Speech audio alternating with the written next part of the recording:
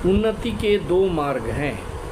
भौतिकवादी व्यक्तियों की अध्यात्म में कोई रुचि नहीं होती है, अतः वे आर्थिक विकास द्वारा भौतिक प्रगति में अत्यधिक रुचि लेते हैं, या फिर समुचित कार्य द्वारा उच्चतर लोगों को प्राप्त करने में अधिक रुचि रखते हैं। यदि कोई अध्यात्म के मार्ग को चुनता है तो उसे सभी प्रकार के तथाकथित भौतिक सुख में विरक्त होना पड़ता है।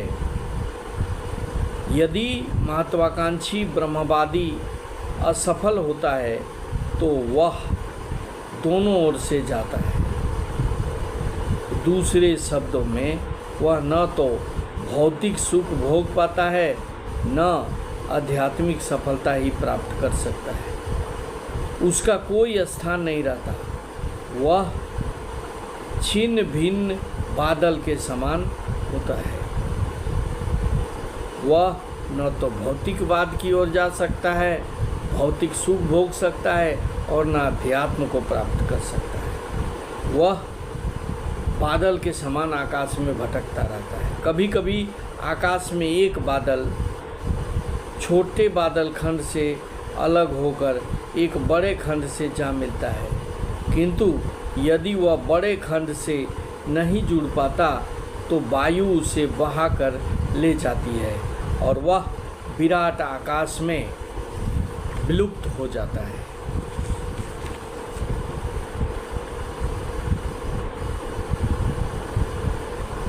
जो अपने आप को परमेश्वर का अभिन्न अंश जान लेने पर प्राप्त होता है, और यह परमेश्वर ब्रह्म, परमात्मा तथा भगवान रूप में प्रकट होता है। भगवान कृष्ण परम सत्य के रूप पूर्ण प्रकाट्य हैं।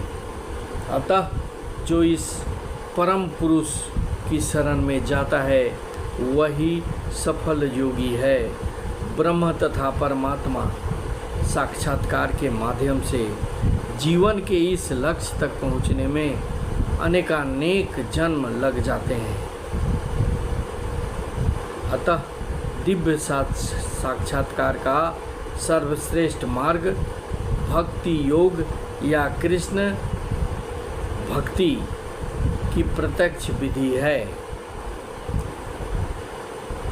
यदि कोई समस्त भौतिक आशाओं को त्याग कर भगवान की शरण में जाता है तो इसमें न तो कोई क्षति होती है और न ही पतन। दूसरी ओर अभक्त लोग जो भक्त नहीं होते अपने अपने व्यवसायों में लगे रह सकते हैं, फिर भी वे कुछ प्राप्त नहीं कर पाते। भौतिक लाभ के लिए अनेक शास्त्रीय तथा लौकिक कार्य हैं। जीवन में आध्यात्मिक उन्नति अर्थात भगवान के शरण के लिए योगी को समस्त भौतिक कार्यकलापों का परित्याग करना होता है। कोई यह तर्क कर सकता है कि यदि कृष्ण भावना अमृत पूर्ण हो जाए तो इससे सर्वोच्च सिद्धि प्राप्त हो सकती है, लेकिन यदि यह सिद्धि प्राप्त न हो पाई तो भौतिक एवं आध्यात्मिक दोनों दृष्टि से मनुष्य को क्षति पहुंचती है। शास्त्रों का आदेश है कि यदि कोई स्वधर्म का आचरण नहीं करता तो उसे पाप फल भोगना पड़ता है। अतः जो दिव्य कार्यों को ठीक से नहीं कर पाता उसे फल भोगना होता है। भागवत पुराण आश्वस्त करता है कि असफल योगी को चिंता करने की आवश्यकता नहीं है। भले ही उसे ठीक से स्वधर्माचरण न करने का फल भोगना पड़े तो भी वह घाटे में नहीं रहता, क्योंकि शुभ कृष्ण भावना अमृत कभी विस्मृत नहीं होता। जो इस प्रकार से लगा रहता है, वह अगले जन्म में निम्न योनि में भी जन्म लेकर पहले की भांति भक्ति करता है। मानवता के 2 विभाग किए जा सकते हैं, नियमित तथा अनियमित। जो लोग अगले जन्म तथा मुक्ति के ज्ञान के बिना भास्विक इंद्रिय तृप्ति में लगे रहते हैं, वे अनियमित विभाग में आते हैं। जो लोग शास्त्रों में वर्णित कर्तव्यों के सिद्धांतों का पालन करते हैं, वे नियमित विभाग में वर्गीकृत होते हैं। अनियमित विभाग के संस्कृत तथा असंस्कृत, शिक्षित तथा अशिक्षित, बली तथा निर्बल लोग पाश्विक वृत्तियों से पूर्ण होते हैं। उनके कार्य कभी भी कल्याणकारी नहीं होते, क्योंकि वे पशुओं की भांति आहार, निद्रा, भय तथा मैथुन का भोग करते हुए इस संसार में निरंतर रहते हैं, जो सदा ही दुखमय है। किंतु जो लोग शास्त्रीय आदेशों के अनुसार संयमित रहते हैं और इस प्रकार क्रमशः भगवान की भक्ति को प्राप्त होते हैं, वे निश्चित रूप से जीवन में उन्नति करते हैं।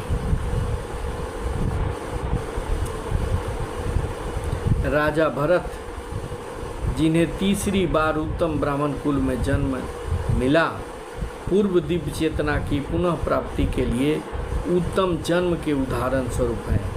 भरत विश्व भर के सम्राट थे और तभी से यह लोक देवताओं के बीच भारतवर्ष के नाम से विख्यात है। पहले यह ईलावृत वर्ष के नाम से ज्ञात था। भरत ने अल्पायु में ही आध्यात्मिक सिद्धि के लिए संन्यास ग्रहण कर लिया था, किंतु वे सफल नहीं हो सके। अगले जन्म में उन्हें उत्तम ब्राह्मण कुल में जन्म लेना पड़ा और वे जड़ भरत कहलाए, क्योंकि वे एकांतवास करते थे तथा किसी से बोलते न थे। बाद में राजा रहुगन ने उन्हें महानतम योगी के रूप में पाया।